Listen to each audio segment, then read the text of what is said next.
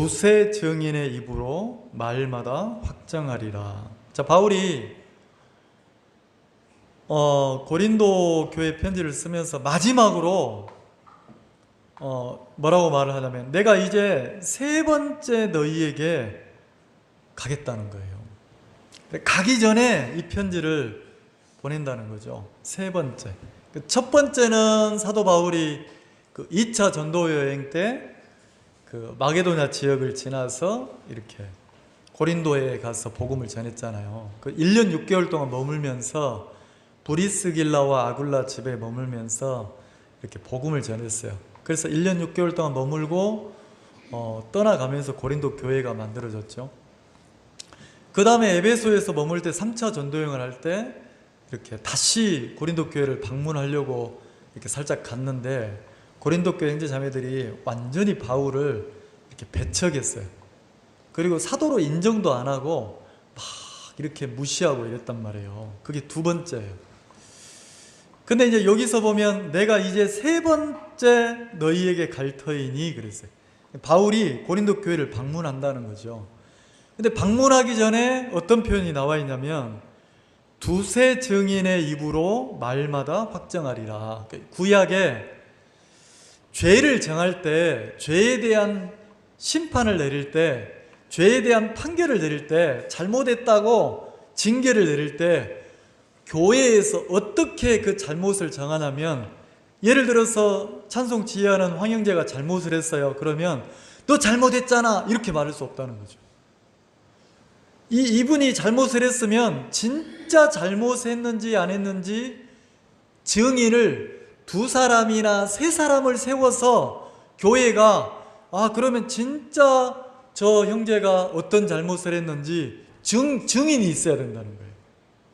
일방적으로 내가 볼 때 잘못했으니까 넌 잘못됐어 이렇게 말하는 건 아니라는 거죠. 그래서 율법에 이렇게 죄를 정할 때 두 사람이나 세 사람의 증언을 가지고 그 죄를 인정한다는 거예요. 그게 이제 신명기에 나와 있는데 한번 참고로 살펴볼까요? 신명기 한번 찾아볼까요? 신명기 19장. 시간이 좀 없지만 한번 찾아봅시다.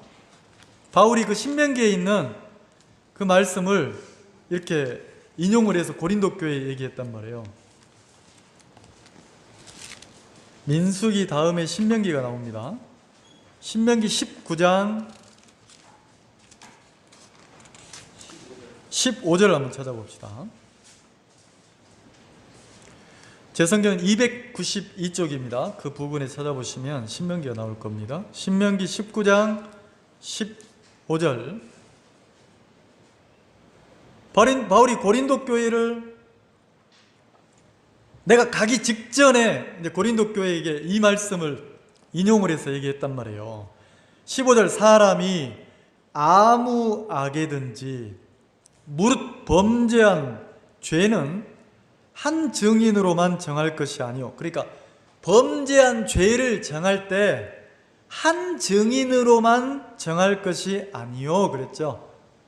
자, 그러면 교회가 올바른 교회라면, 예를 들어서 그 찬송지휘라는 형제가 저를 찾아와가지고 목사님 있잖아요.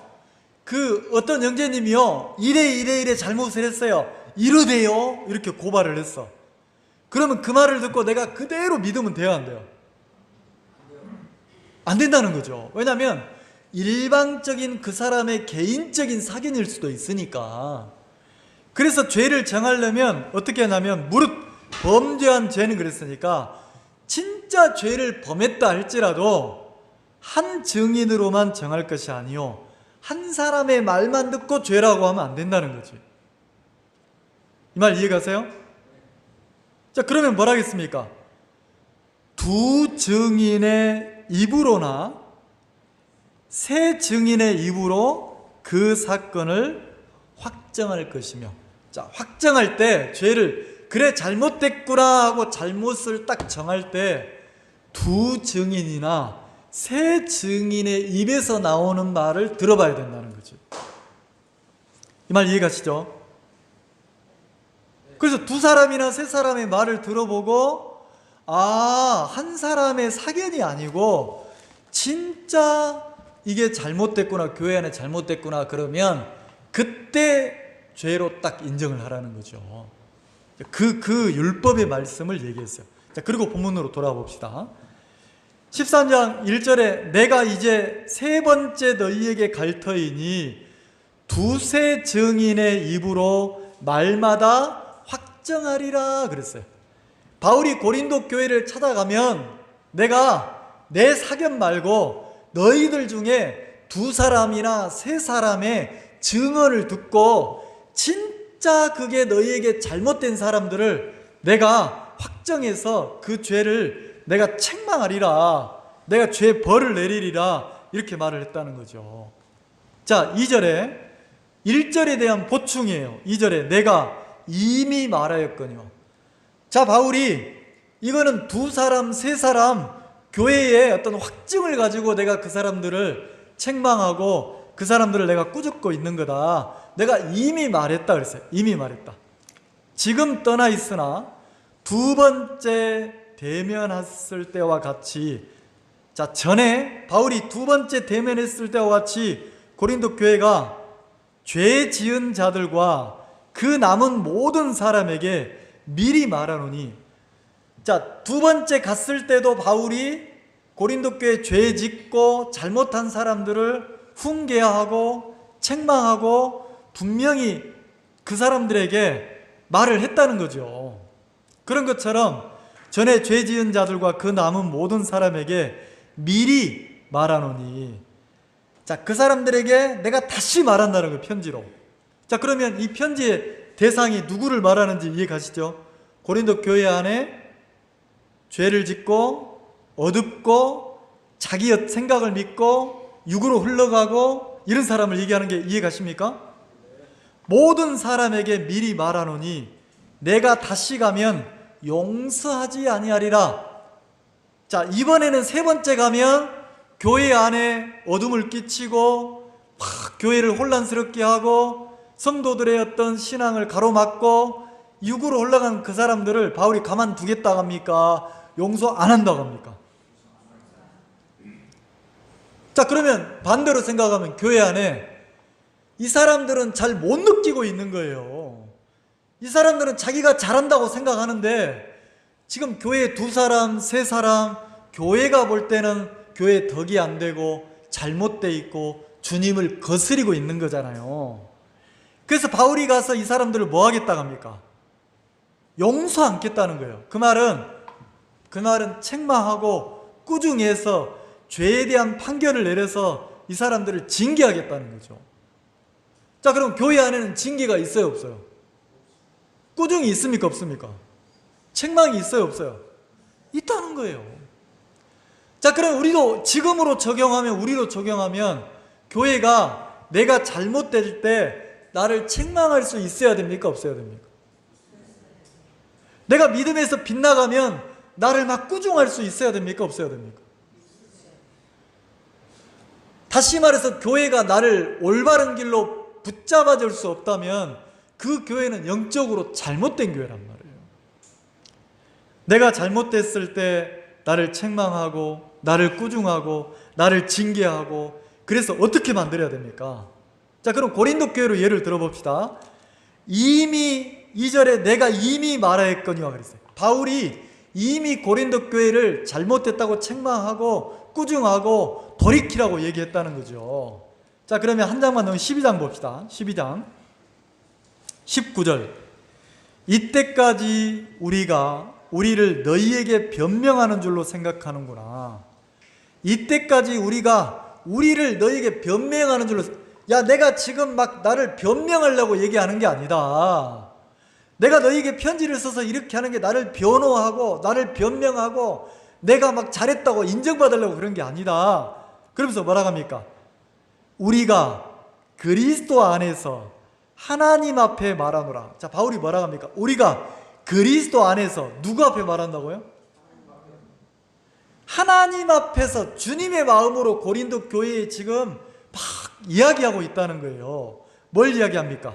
사랑하는 자들아. 자, 바울이 고린도 교회 형제자매들 보고 뭐라고 그래요? 사랑하는 자들아 그랬죠.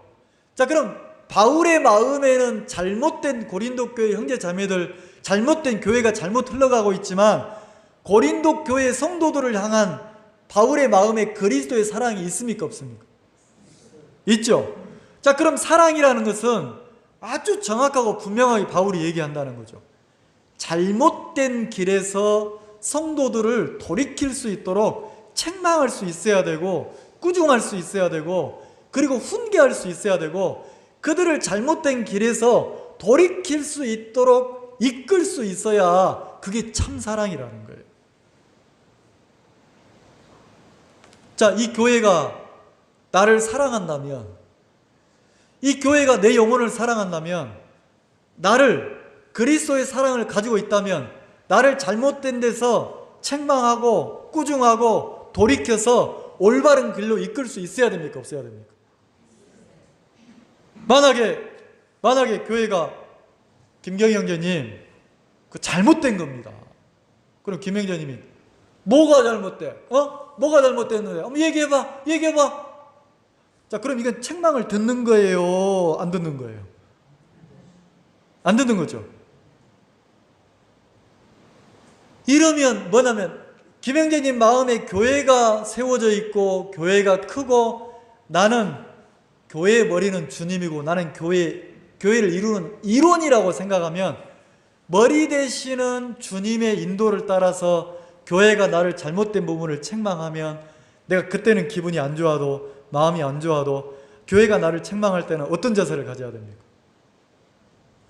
네 하고 그 책망을 받아들이고 그 꾸중을 받아들이고 인정을 해야 돼요, 안 해야 돼요? 내가 이해가 안 가도 여호와를 인정하고 받아주고 그걸 가지고 뭐 해야 됩니까? 하나님 앞에 나가서 교회가 나를 이렇게 책망을 했는데 내 마음이 왜 이걸 못 받지? 왜 분하지? 그러면서 자기를 주님과 내 영혼을 세워서 막 싸우면서 하나님 앞에 자기를 세우고 나를 주님 앞에 내 영혼을 막 세워야 됩니까? 안 세워야 됩니까? 세워야 되죠. 근데 만약에 형제님 그 잘못된 겁니다 얘기했는데 아이고 참 이 교회가 내 교회 나와주니까 별소리를 다 하네. 여기밖에 교회가 없는 줄 아냐? 다른 교회 가지 뭐. 자, 이러면 김형제님은 그 영혼이 이제 주님 앞에 이렇게 인도를 받거나 세움을 받거나 이게 안 된다는 거죠. 자, 근데 언제 내 마음이 교회보다 높으면, 내 마음이 교회보다 커져 있으면, 나를 믿게 되면, 자, 학생이 선생님보다 마음이 높아지면 선생님의 가르침이 들어와요, 안 들어와요? 축구로 한번 얘기해 볼까요? 축구에는 선수만 있는 게 아니고 반드시 축구에 감독이 있어요, 없어요? 감독 밑에 코치도 있어, 코치도. 코치는 몸으로 뛰는 거야. 감독의 말을 듣고 몸으로 막 같이 뛰면서 가르치는 거예요. 감독은요, 완전히 전체를 보고 머리 역할을 하는 게 감독이에요. 이때 선수를 바꿀 건지 안 바꿀 건지, 이때 어떤 선수를 넣을 건지, 어떤 전술을 필 건지, 그리고 상대팀을 분석하고, 감독은 머리 역할을 해요. 코치는 선수하고 같이 뛰는 역할을 한단 말이에요. 그러면 진짜 훌륭한 팀은 감독이 지시하면 코치가 그대로 받고, 그 코치가 선수들에게 감독의 지시를 내려서 함께 움직입니까, 안 움직입니까? 움직이죠. 야, 너 7번 너 밑으로 내려란 말이야. 밑으로 내려와. 그럼 7번이 어떻게 합니까? 감독의 말을 듣고 막 밑으로 내려와요, 안 내려와요? 내려오죠. 근데 뛰는 선수한테 감독이 좋은 말을 합니까? 항상 책망을 합니까? 왜요? 뛰는 선수는 그만하고 싶어, 여기까지만 하고 싶어. 근데 감독은 이 선수를 더 발전시키고 싶어. 그래서 어떻게 합니까? 더 뛰란 말이야. 뛰어! 백! 막 이러잖아요. 그런 선수는 감독이 없으면 안 뛸 건데 감독이 뛰라 가니까 감독 사인을 보면서 심장이 터질라 하는데 또 뛰어요, 안 뛰어요? 그러니까 감독이 있는 선수하고 감독이 없는 선수하고 완전 수준 차이가 난단 말이에요. 이 말 이해가세요? 근데 교회 안에서 신앙하면서 마귀는 어떻게 합니까? 마귀는 나를, 감독 앞에 나를 세우려고 합니까? 나 혼자 신앙하게 만듭니까? 내가 감독이고 내가 코치고 내가 선수야. 나 혼자 뛴다는 거죠. 혼자는 의미가 없어요. 혼자는 신앙이 안 자란다는 거죠. 여러분이 교회 안 나오고 집에 그냥 있어 보세요. 누구한테 간섭받을 일 있어요? 옆에 자매하고 부딪힐 일 있어요? 없어요. 근데 여기 한 열댓 명 모였는데 열댓 명 모일 때 이 15명의 마음에 드는 사람 있어요? 없어요? 내 마음에 맞는 사람 있어요? 없어요? 내 기준에 맞는 사람 있어요? 없어요?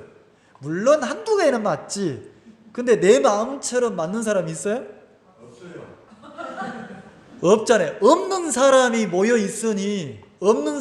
있으니까 내 기준에 안 맞는 사람이 모여 있으니까 내 기준을 꺾어야 되고 내 마음을 꺾어야 되고 내 생각을 꺾어야 되고 나를 내려놓지 않으면 함께 못하는 거예요. 이 말 이해가시죠? 나하고 똑같은 사람이 있으면 나를 내려놓을 필요도 없는 거예요. 근데 나하고 안 맞는 거예요. 참 교회의 비밀이 놀라워요. 안 맞는 사람을 다 놓고 머리가 주님이 돼가지고 주님의 뜻과 주님의 그 마음에 의해서 이끌려가는 게 한 마음과 한 뜻을 갖는 게 교회라는 거죠. 그러면 내가 한 마음과 한 뜻이 되려면 내 마음 내려놓지 않으면 한 마음 될 수 있습니까? 안 돼요. 자, 바울이 고린도 교회를 보니까 엉망인 거예요. 자, 보세요. 그래서 뭐라고 합니까? 19절에 12장 19절에 그리스도 안에서 하나님 앞에서 말하. 자, 바울이 하나님 앞에서 말을 한대요. 누구 앞에? 고린도 교회 형제 자매들 앞에. 뭐라고? 사랑하는 자들아. 사랑한다는 거죠. 그래서 뭐 합니까? 이 모든 것을 너희의 덕을 세우기 위해서 바울이 얘기한다는 거죠. 20절, 12장 20절 같이 읽어봅시다. 시작. 내가 갈 때에 너희를 나의 원하는 것과 같이 보지 못하고 또 내가 너희에게 너희의 원치 않는 것 같이 보일까 두려워하며 또 다툼과 시기와 분냄과 당 짓는 것과 중상함과 수군수군한 것과 거만함과 어지러운 것이 있을까 두려워하고 내가 원하는 것 같이 너희가 원하는 것 같이. 그럼 바울이 원하는 게 있단 말이에요. 고린도 경제자들이 원하는 게 있다는 거죠. 바울은 어떤 교회를 원하냐면 성령에 이끌려서 주님 앞에 장성한 분량에 자라도록 성장한 그런 교회로 되기를 바라는 거예요. 근데 교회가 뭐가 있습니까? 다툼과 시기와 분냄과 당 짓는 것과 중상함과 수군수군하는 것과 거만함과 어지러운 것이 있을까? 그게 없기를 바란다는 거죠. 근데 고린도 교회 안에 다툼이 있었습니까? 없었습니까? 자, 다툼이 뭐예요? 왜 다툽니까?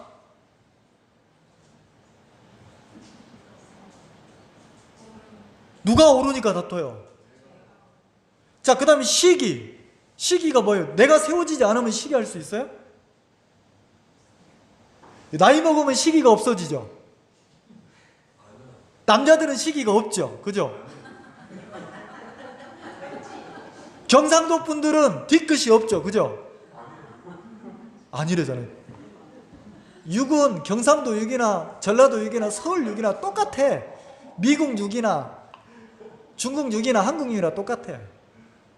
우리 속에요 시기 많아요. 다툼 많아요. 사탕 하나 받았냐 안 받았냐 시험 들어보잖아요. 나이가 먹고 안 먹고 똑같아요. 다만 믿음이 자라서 좀 자라면 시기가 있는데 그 시기를 이겨내 안 이겨내? 제가 저희 아버지 보고 막 아버지가 진짜 미치겠는 거예요. 왜냐하면 친구를 세상에 그 학교 다니는 친구를 아주 친한 친구인데 친할수록 서로 경쟁을 합니까 안 합니까? 서로 경쟁도 하잖아요. 라이벌이잖아요. 그 친구를 데리고 집에 갔는데 첫 방문에 우리 집 인상이 우리 아버지가 떨어진 구멍 뻥뻥 난 메리아스 입고 노란 박스끈으로 혁대를 하고 있더라고요. 내가 미치겠더라고요. 부끄러워가지고. 아버지 왜 그런 옷을 입고 있어요? 혁대도 좋은 혁대 있는데 그거 차지. 제 친구 가고 나서 아버지 보고 좀 좋은 옷 좀 입으라고요. 내가 부끄러워서 그랬거든요. 그러니까 아버지가 뭐라고 하냐면 담배 하나 딱 꺼내더니 아무 말도 안 하고 내가 옆에서 막 궁시렁궁시렁 막 그러니까 담배 불 붙여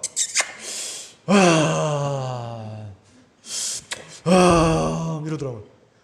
이 뭐예요? 이놈의 새끼 뭐라 하고 싶은데 어려가지고 철딱선이 없는 놈이라 뭐라 해도 알아들어 못 알아들어? 못 알아들었죠? 한마디 하면 10마디 하니까 이걸 보고 뭐라 하냐면 지랄지랄 한다고 그래요. 한마디 하면 자식 새끼가 지랄지랄 하니까 말은 못하고 담배 피우고 이게 뭐야 하면서 천불은 나른데 혼자 삭히는 거예요. 그 속에는 뭐가 들었어요? 너도 꼭 너 같은 새끼 낳아서 키워봐라. 어른 돼보면 안다. 이게 들었단 말이에요. 이 말 이해가시죠? 자, 어른 돼도 시기가 없습니까? 다툴 거리가 없습니까? 네, 내 오름도 있고 분쟁도 있고 있어요. 근데 그걸 드러내서 싸워요, 안 싸워요? 하고 참는 거예요. 왜? 그걸 가지고 주님 앞에 나를 생각해 본다는, 그게 장성한 사람이라는 거지. 근데 고린도 교회는 시기, 다툼, 분냄, 당 짓는 것, 중상 뭐라고 합니까? 누구를 세우기 위해서? 나를 옳은 사람으로 만들기 위해서 다른 사람한테 막 그 상대를 막 거짓말로 모함하잖아요. 그게 있었다는 거예요. 수군 거만함. 야, 이 거만함 이해가세요? 거만함 그랬죠? 거만함이 뭐예요? 마음이 낮은 겁니까? 높은 겁니까? 높은 데 마음을 두고 살았다는 거예요. 높으니까 마음이 높다는 건 마음이 세워진 거잖아요. 세워지면 특징이 남의 말을 들어야 안 들어요? 귀로는 들리지 마음에서 받아들여야 안 받아들여요? 내가 왕인데 뭐. 고린도 교회 형제자매들이 이랬다는 거죠. 이랬다는 거예요. 자, 그 다음에 뭐라 합니까? 21절 같이 읽읍시다. 시작. 또 내가 다시 갈 때에 내 하나님이 나를 너희 앞에서 낮추실까 두려워하고 또 내가 전에 죄를 지은 여러 사람의 그 행한 바 더러움과 음란함과 호색함을 회개치 아니함을 인하여 근심할까 두려워하노라. 바울의 권고나 책망을 받아들이지 않고 고린도 교회 형제자매들이 바울은 책망하고 훈계할 때 왜 지금 그렇게 하고 있습니까? 교회의 덕을 세우려고. 왜 그들이 돌이키고 회개하고 하기를 바래서 막 책망을 하는 거잖아요. 어디서 회개하길 바래요? 더러움에서. 신앙인으로 그 길은 가면 안 돼. 더러운 길인데 그 더러운 길을 가고 있는 거예요. 그래서 그 길에서 돌이키길 바랬다는 거죠. 음란함과 호색함과 그 다음에 회개치 아니함을 그랬어요. 회개하기를 바랬다는 거죠. 근데 내 마음의 육에 이 아주 고집스러운 나를 본 적 있습니까? 머리에서는 다 알아, 잘못됐다는 걸. 근데 이 마음 중심에서 어떤 놈이 딱 버티고 안 돌이키는 거예요. 그래서 욥기에서는 뭐라 했냐면, 욥이 자기 육의 마음을 표현할 때 뭐라 하냐면, 욥기입니까? 맞죠? 자기를 보니까 자기 마음이 그 아주 강하게 돌이키지 않는 자기가 있더라는 거죠. 그걸 보고 뭐라고 표현하냐면 맷돌 아래짝 같다 그랬어요. 뭐 같다고요? 우리 한번 따라서 해볼까요? 내 마음이 맷돌 아래짝 같구나. 뭐 같다고요? 여러분 맷돌 알아요? 맷돌? 돌판 2개를 갖다 놓고 어이라고 합니까? 어이가 없낼 때 어이가 그거 어처구니입니까? 그 막대를 잡고 돌리잖아요. 돌릴 때 위에 구멍이 있어가지고 돌리면서 콩을 집어넣으면 그 돌과 돌 사이에 콩이 들어가서 갈립니까? 안 갈립니까? 갈 때 위에 돌은 계속 돌아요, 안 돌아요? 돌죠? 근데 아래짝은 돕니까, 안 돕니까? 안 돌고 딱 그 자리에 버텨가지고 끔찍도 안 하죠. 근데 잘못해서 조금 빨리 돌리면 움찔하는데 그 자리에서 움직여요, 안 움직여요? 딱 버티고 있죠? 내 마음이 맷돌 아래짝 같구나 이렇게 표현하는 사람이 있단 말이에요. 자기를 봤다는 거지. 자기 육을 정확하게 봤다는 거지. 나라는 인간은 내 마음을 회개하고 돌이켜서 잘못된 데서 돌아서서 하나님의 인도를 받기를 좋아합니까? 싫어합니까? 싫어한다는 거예요. 딱 버티기를 좋아한다는 거죠. 자, 내가 사는 집에 바퀴벌레가 살 수가 있어요. 근데 바퀴벌레가 나오면 어떻게 합니까? 나오는 즉시 때려 잡아서 버려야 돼, 안 버려야 돼요? 버려야 되죠? 근데 이렇게 사는 사람 있습니까? 바퀴벌레가 하나 나와. 아이고 뭐 지도 먹고 살라고 사는데 뭐 같이 살자? 이런 사람 있어요? 없죠? 바퀴벌레가 안 보일 때는 문제가 안 되지만 바퀴벌레가 보이면 그 바퀴벌레를 잡아서 처리를 합니까? 안 합니까? 그러면 내 육을 정확하게 보고 아는 사람은, 내가 맷돌 아래짝 같다는 걸 정확하게 아는 사람은, 성경을 통해서 내 육을 정확하게 본 사람은 내 육이 발동하고 일을 하면 일을 할 때마다 믿음으로 딱딱 잡아서 처리를 합니까? 안 합니까? 처리를 한다는 거죠. 근데 내 마음이 높아져 버리면 내 육이 끄는 대로 그냥 간다는 거예요. 그래서 14장에 보면 내가 이미 13장 2절에 내가 이미 말하였거니와, 바울이 뭐라고 합니까? 고린도 교회가 시기하고 분쟁하고 다투고 그리고 막 더러운 길로 가고 음란하고 호색하고 회개하지 않는, 다시 말해서 육에 이끌려서 계속 구원받은 사람이 육에 이끌려 달려가는 것을 바울이 잘못됐다고 이미 말을 했어요, 안 했어요? 했다고 돼 있잖아요. 13장 2절에 내가 이미 말하였거니와. 그게 잘못된 거야. 야, 너 거기서 돌이켜야 되는 거야. 그러면서 뭐라고 합니까? 내가 죄 지은 사람들, 회개하고 돌이키지 않는 사람들, 그 사람 잘못된 사람들 내가 세 번째 가면 가만두지 않고 내가 가서 용서하지 않을 거야. 이렇게 말을 했다는 거죠. 자, 그 말은 고린도 교회 형제자매들이 회개하지 않고 돌이키지 않는 육에 이끌려가는 그들이 돌이켜서 육에 이끌리는 삶에서 벗어나서 성령에 이끌려 사는 그리스도인으로서 올바른 길을 걷기를 바라는 바울의 마음이 숨겨져 있다는 거죠. 그러면서 뭐라고 합니까? 4절에 그리스도께서 약하심으로 십자가에 못 박혔으나, 자, 육신의 약함을 가지고 그리스도께서 우리 죄를 담당하려고 죽었다는 거죠. 근데 거기서 끝난 게 아니고 오직 하나님의 능력으로 그리스도를 살리셨다는 거예요. 그런 것처럼 우리도 저희 안에서 약하나, 우리도 그리스도와 함께 약한 육체를 가졌다는 거죠. 우리도 육을 가졌다는 거지.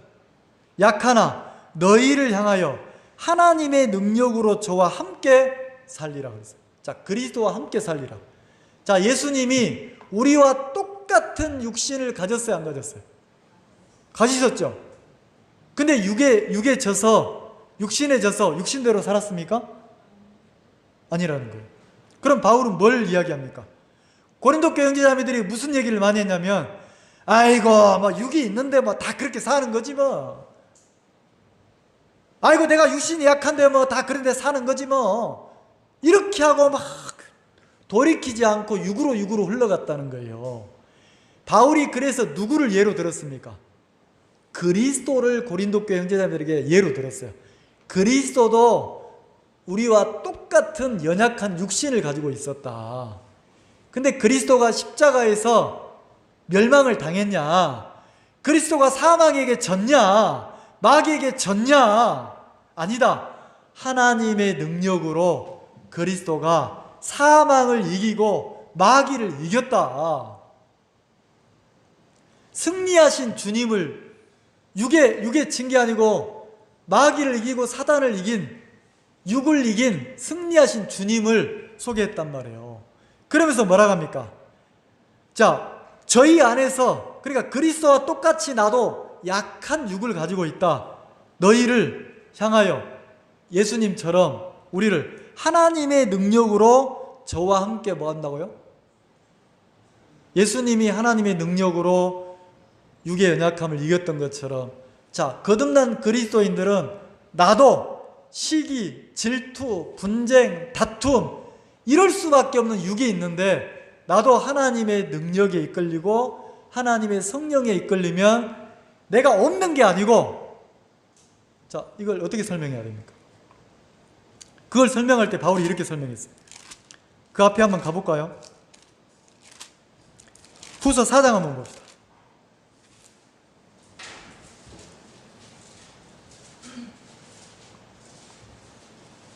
고린도후서 4장 7절.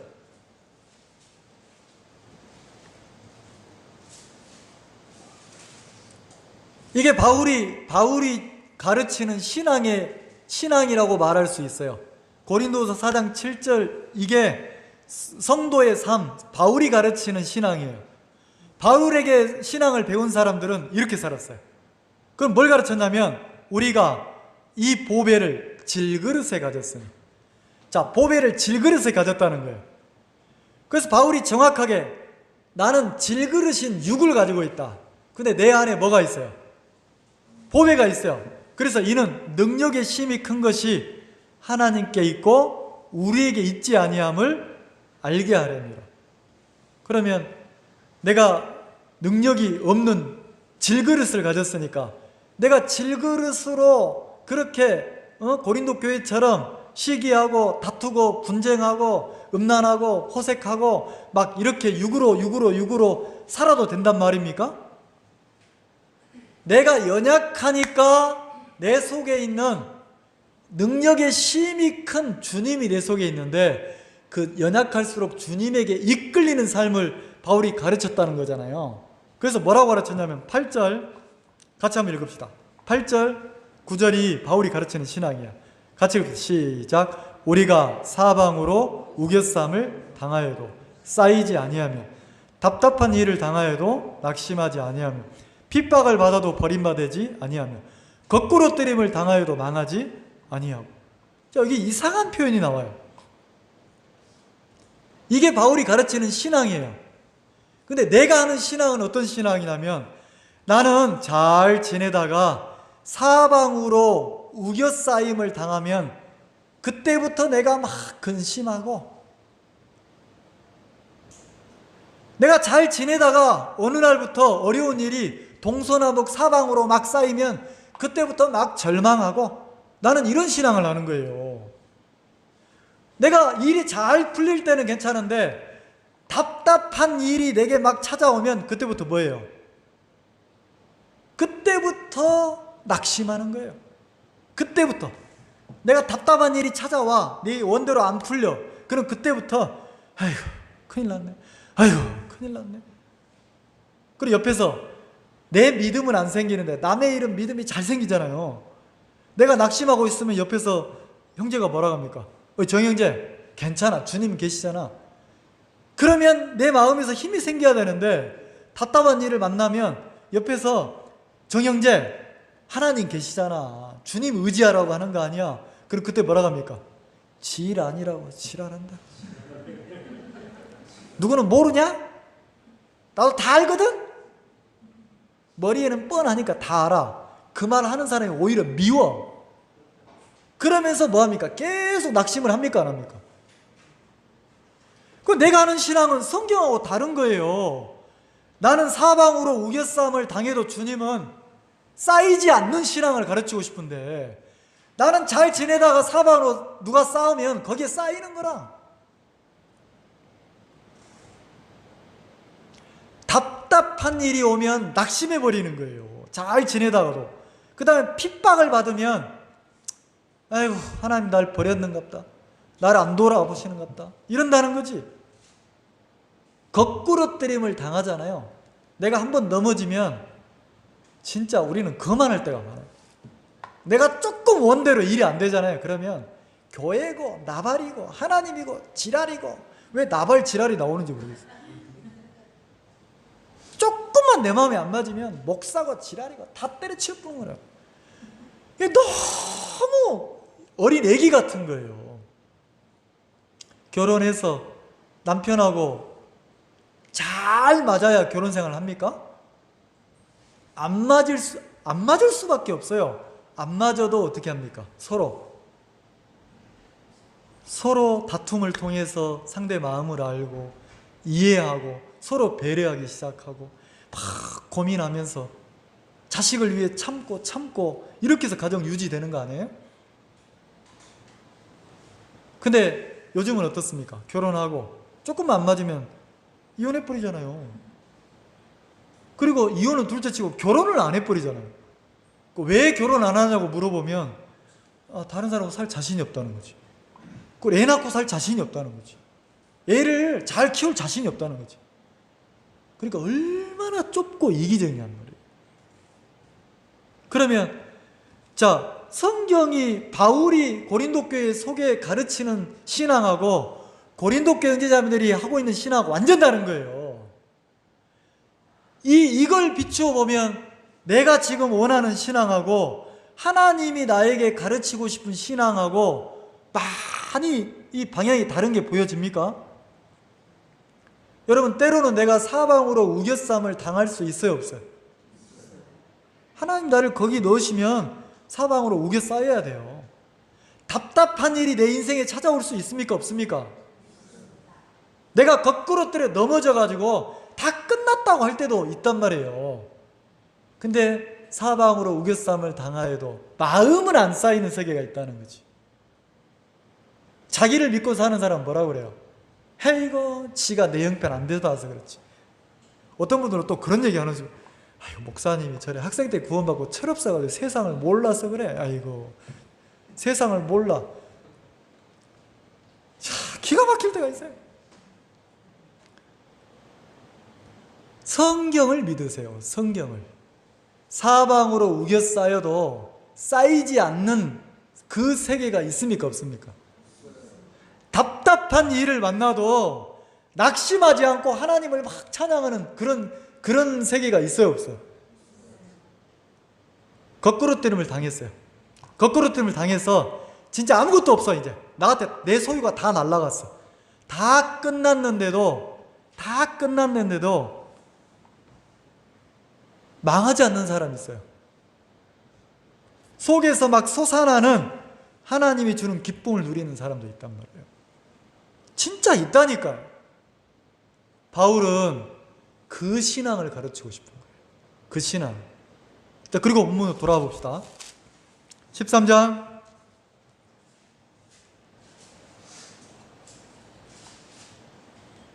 3절. 이는 그리스도께서 내 안에서 말씀하시는 증거를 너희가 구함이니 저가 너희를 향하여 약하지 않고 도리어 너희 안에서 강하시니라. 주님은 우리 속에서 어떤 분이라고요? 강하신 분이죠. 그 강한 주님에게 이끌리는 삶을 한번 1시간만이라도 살아봅시다. 그 강하신 주님에게 이끌려서 우리가 하루만이라도 살아보자는 거죠. 한 달만이라도 살아보자는 거예요. 자, 왜 이렇게 얘기하는지 느껴집니까? 약한 육에 약한 내 마음에만 이끌려서 갇혀가지고 원망하고 불평하고 괴로워하고 형편에 의해서 어떻게 변덕이 죽 끓듯 한다고 하잖아요. 죽. 금방 좋았다가 금방 식었다. 금방 하나님 찬양했다가 교회 없이는 못 산다 했다가 금방 돌아서는 이놈 교회 나가는 거 보라 했다가. 왜요? 누구에게 자꾸 반응을 합니까? 약한 나에게. 근데 약한 나 말고 내 속에 강한 주님에게 한번 이끌려 보자는 거죠. 내가 사방으로 한번 우겨 쌓여도 하나님이 나에게 형편을 허락했다면 내가 그때 하나님 앞에 무릎을 꿇어보고, 내가 막 억울한 일을 당해도 그 억울한 소리를 듣고 하나님 앞에 한번 나가보고, 그래서 주님에게 이끌림을 받아보자는 거죠. 그리고 바울은 또 뭐라 합니까? 4절에 그리스도께서 4절 말고 여기 읽어봅시다. 9절에 같이 한번 읽읍시다. 9절 시작. 우리가 약할 때에 너희의 강한 것을 기뻐하고 또 이것을 위하여 구하니 곧 너희의 온전하게 되는 것이요. 내가 약할 때에 강하고 내가 약할 때에 온전하다는 거예요. 그게 앞장에 넘어가 보면 12장 10절. 그러므로 내가 그리스도를 위하여 약한 것들과 능욕과 궁핍과 핍박과 곤란을 기뻐하노니 이는 내가, 자 12장 10절 마지막 부분에 내가 약할 그때 곧 뭐라 했어요? 강함이니라. 자, 내가 언제 강하다고요? 자, 그리스도인은 언제 강해요? 약할 때. 그러면 흉내라도 한번 내보자는 거죠. 내가 사방으로 우겨싸서 쌓여가지고 답답한 일을 만났을 때 그때 흉내라도 한번 내보자는 거예요. 아, 괜찮아! 내 속에 주님 계셔. 주님이 반드시 일 돕는다. 하나님이 분명히 일한다. 누구를 의지해서 한번 외쳐보라는 거예요. 내 속에 계시는 주님을 의지해서 한번 믿음으로 다 터치고 외쳐보라는 거예요. 내가 거꾸로뜸을 당해서 다 넘어졌어도 괜찮아. 나를 구원하신 주님이 지금 나와 함께 하시잖아. 괜찮아. 믿음으로, 뭐 그렇게 내가 믿음을 갖는다 좋아진다, 좋아지기를 바라는 게 아니라 믿음으로 한번 그 형편을 넘어오자는 거죠. 우리는 연약하니까 연약함대로 살고 있지 않냐는 거예요. 내가 연약하니까 어둠이 들어오면 어둠에 막 끌려가고, 불신이 들어오면 불신에 끌려가고, 죄가 오면 죄에 끌려가고, 그거 말고, 그런 신앙 말고 내가 연약할 때 강함이라고 그러잖아요. 강함이라. 연약할 때 연약함을 이기고 주님에게 이끌려서 한 발 한 발 가보자는 거죠. 그 신앙 해보면 너무 재밌어요. 그 신앙을, 그 방향을 잡고 걸어가 보면 너무 행복해요. 왜? 한 명도 없어도 지금 나와 함께 하시는 하나님이 정확하게 믿어지면 한 명도 없는데 낭망하지 않아요. 생각이 안 찾아오는 게 아니에요. 한 명 있을 때 찾아와요. 근데 거기에 내가 넘어지지 않는단 말이에요. 내가 사방으로 우겨싸움을 당해 답답해요. 숨이 막혀요. 더 이상 내 방법이 없어요. 내가 이걸 해결할 방법이 없어요. 근데 그 형편 속에서도 하나님이 지금 나를 이 형편 속에 두셨고 하나님 나와 함께하고 그분은 능력이 있다는 게 믿어지면 그 답답함에만 쌓이지 않아요. 주님 앞에 나가게 돼요. 하나님을 찾게 돼요. 하나님, 주님은 능력이 있으시잖아요. 하나님이 나를 불쌍히 여기세요. 그래서 내가 그 강한 주님에게 이끌려서 거기서 넘어지는 게 아니고 일어난단 말이에요. 그래서 내가 뭐합니까? 약할 그때 곧 뭐예요? 강하다는 건 내가 강해졌다는 겁니까? 강한 주님에게 은혜를 입어서 거기서 벗어났다는 거잖아요. 이 말 이해가시죠? 저는 이번에 캠프를 했는데 나는 연약함도 많이 보이고 부족함도 많이 보이고 미흡함도 많이 보이더라고요. 근데 그 캠프를 이끄신 하나님이 내 마음에 시간이 없어서 내가 간증을 못하지만 너무 분명하기 때문에 내 마음에 소망이 막 생기는 거예요. 하나님이 우리 교회를 통해서, 하나님이 우리를 통해서 생명을 구원하고 하나님이 이걸 떡집으로, 하나님이 떡집의 역할을 할 수 있도록 하나님이 너무 아름답게 이끄시겠다는 소망이 너무 많이 드는 거예요.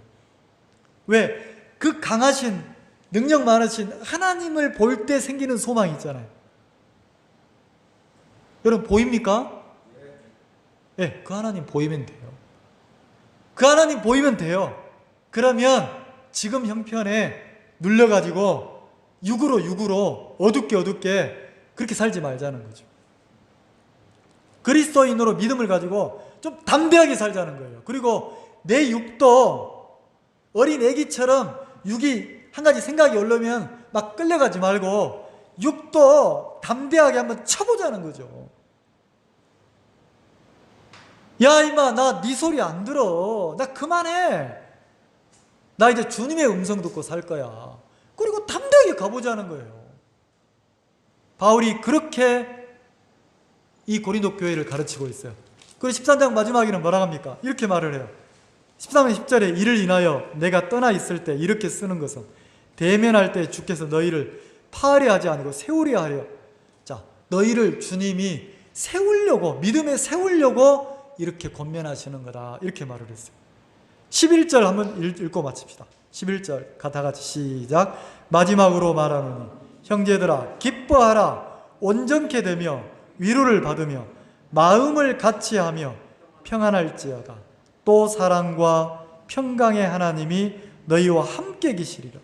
거룩하게 입맞춤으로 서로 운하라. 이게 바울의 마음이에요. 형제들아 기뻐하라. 온전케 되라. 위로를 받고 마음을 같이하며 평안할지어다. 왜요? 사랑과 평강의 하나님이 너희와 함께 계신다. 그럼 게임 끝났잖아요. 그럼 되잖아요. 내가 왜 육의 소리를 합니까? 내가 왜 육에 끌려가서 막 육을 변호합니까? 하나님을 향해서 눈이 가리워져서 그래요. 나와 함께 하시는 하나님이 분명하게 보이면 육이 있지만 육을 변호하지 않아요. 이 말 무슨 말인지 이해가세요? 내가 연약하지만 연약함에 쌓이지 않고 벗어나 버린다는 거예요. 왜? 그 하나님으로 인해서. 그게 신앙이라는 거죠. 기도하겠습니다.